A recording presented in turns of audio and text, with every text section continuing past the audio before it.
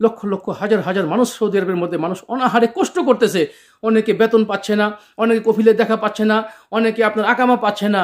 এই সমস্ত কাজগুলো কেউ প্রতিবাদ করতেছে না। আসসালামু আলাইকুম আল্লাহর বান্দারা। সবাই এই অসহায় প্রবাসীদেরকে সবসময় মিথ্যা আশ্বাস দেয়।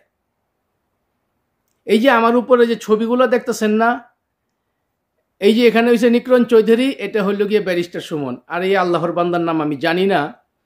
এরা যখন প্রবাসীদেরকে নিয়ে বক্তব্য দেয়, বিশ্বাস করবেন আমরা প্রবাসীরা আবেগময় হয়ে অন্তর থেকে তাদের জন্য দোয়া করি, আল্লাহ তাদেরকে দীর্ঘ হায়াত দান করুক। এই মনে হয় এবার আমাদের প্রবাসীদের কিছু হবে। আমরা প্রবাসীরা প্রতিটা মুহূর্তে একটা আশার আলোর অপেক্ষায় রয়েছি, হয়তোবা আমাদের প্রবাসীদের এখন কোনো একটা রাস্তা বের হবে, কিন্তু আমরা সেটা এখনো পাই না। আমাদের ব্যারিস্টার সুমন নির্বাচনের আগে কত লেকচার দিয়েছে, প্রবাসীদের জন্য এটা করেঙ্গা, প্রবাসীদের জন্য ওটা করেঙ্গা। এখন প্রায় 4 মাস 5 মাস চলতেছে, এখনো কোনো প্রবাসীদের নিয়ে কোনো উদ্যোগ নেওয়া হয়নি। আমি ব্যারিস্টার সুমনকে ভালোবাসি, আমি প্রত্যেকটা মানুষকে ভালোবাসি, আমি শুধু তাদের কথাগুলো তুলে ধরতেছি। তারপরে নিকরণ চৌধুরী, উনি প্রবাসীদেরকে নিয়ে কত বড় বড় লেকচার দিয়েছিলেন, প্রত্যেকটা প্রবাসীদের একটা ডিজিটাল কার্ড করে দেওয়া হোক, একটা স্মার্ট কার্ড করে দেওয়া হোক। কই, আপনি তো এখন সংসদের একজন এমপি, আপনি তো একদিনকে একটা প্রবাসীদের নিয়ে কথা বলেননি। আমাদেরকে কেন মিথ্যা আশ্বাস দেন আপনারা? নির্বাচনের আগে আপনারা কত ধরনের কৌশল ব্যবহার করেন প্রত্যেকটা প্রবাসীর মন জয় করার জন্য। যখন আপনাদের কাছে ক্ষমতা চলে আসে তখন সেগুলো আর প্রয়োগ করেন না, তখন প্রবাসীদের নিয়ে কথা বলেন না। আমরা এই হতবাগারা এতটাই আবেগময়, বাংলাদেশের কোনো মানুষ প্রবাসীদের নিয়ে কোনো প্রতিবাদমূলক কাজ করলে যখন প্রবাসীদের নিয়ে কথা বলে, আমরা তাদের জন্য কি করব, সবসময় খালি আল্লাহর কাছে প্রার্থনা করি, এই মনে হয় আমাদের জন্য কিছু একটা আশার আলো জাগতেছে। কিন্তু আমরা জানি না আমরা কখনো আশার আলো দেখতে পারবো কি না। এই যে আমাদের শামীম ওসমান স্যার যখনই উমরা করতে আসেন, প্রবাসীদের নিয়ে অনেক ধরনের চিন্তা ভাবনা করেন, আমি এবার গিয়ে এটা করব, কিন্তু এই আল্লাহর বান্দাও ব্যর্থ হয়ে যায়। এই মানুষ আমি কিন্তু দোষ দিতেছি না, উনি অসংখ্যবার সংসদে গিয়ে প্রবাসীদের নিয়ে কথা বলেছেন, কিন্তু কার্যকর বাস্তবায়ন একটাও করতে পারেননি।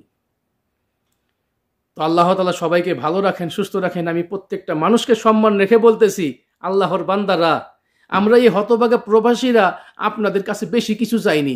আমরা শুধু চাইছি, আমরা যখন প্রবাস থেকে যখন বাংলাদেশে যাব, আমাদেরকে যে 1 ঘন্টার যে সময়টা লাগে এয়ারপোর্টের মধ্যে, এটা আমাদেরকে সম্মানের সাথে একটু করার চেষ্টা করুক। এবং যখন আমরা প্রবাসীরা পাসপোর্ট বানাতে যাব, আপনার এই মেডিকেল করতে যাব, আপনার যখন এম্বাসিতে ভিসা লাগাতে যাব, সবগুলো কাজ যাতে আমাদেরকে সম্মানের সাথে করার চেষ্টা করে। আমরা তো আর কিছু চাইনি, আমরা তো বলিনি আমাদেরকে মাসে মাসে লক্ষ লক্ষ টাকা তোমরা দাও। আমরা এই প্রবাসের মাটিতে এসে ইনকাম করব, সেই ইনকামের টাকা যখন আমরা বৈধভাবে বাংলাদেশের ব্যাংকে টাকাটা পাঠাবো, সেইখান থেকে আমাদের বাংলাদেশের অর্থনীতি বৃদ্ধি পাবে। তো আল্লাহ তাআলা আমাদের সকলকে সঠিক বুঝ বোঝার তৌফিক দান করুক। আমার কথায় যদি কোনো ভুল ত্রুটি হয়, সকলে আমাকে ক্ষমা করে দিবেন, কারণ আমি একজন প্রবাসী। আজকে 19টা বছর সৌদি আরবের মধ্যে রানিং, লক্ষ লক্ষ হাজার হাজার মানুষ সৌদি আরবের মধ্যে মানুষ অনাহারে কষ্ট করতেছে। অনেকে বেতন পাচ্ছে না, অনেকে কফিলের দেখা পাচ্ছে না, অনেকে আপনার আকামা পাচ্ছে না। এই সমস্ত কাজগুলো কেউ প্রতিবাদ করতেছে না।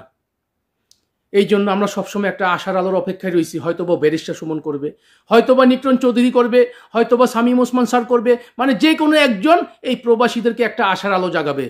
কিন্তু আমরা এখনো অপেক্ষাতেই আছি, শুধু অপেক্ষাতেই আছি। জানি না এই অপেক্ষার প্রহর কখন শেষ হবে। তো সবাই ভালো থাকবেন, সুস্থ থাকবেন। আসসালামু আলাইকুম ওয়া রাহমাতুল্লাহি ওয়া বারাকাতুহু। যদি ভিডিওটা ভালো লাগে, প্রচুর পরিমাণ শেয়ার চাই আপনাদের কাছ থেকে।